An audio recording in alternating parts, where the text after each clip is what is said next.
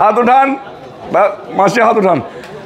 আমরা এই বান্দেপাড়াবাসী হিন্দু সম্প্রদায়ের বলেন সবালে মিলে এই 400 হিন্দু সম্প্রদায় বিএনপিতে যোগদান করলাম।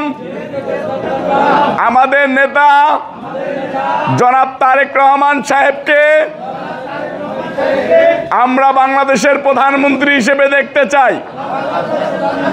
বিএনপি বাংলাদেশের নিরাপত্তা দেওয়ার মতো একমাত্র দল। তারেক রহমান সাহেবের প্রতি আমাদের অনুরোধ, আমাদের এই মাগুরাবাসীকে, এই বান্দেপাড়াবাসীকে আপনি দেখে রাখবেন। আমরা এই গ্রামবাসী সকলে মিলে ঐক্যবদ্ধ হয়ে ধানের শীষে ভোট দিয়ে জয়যুক্ত করব।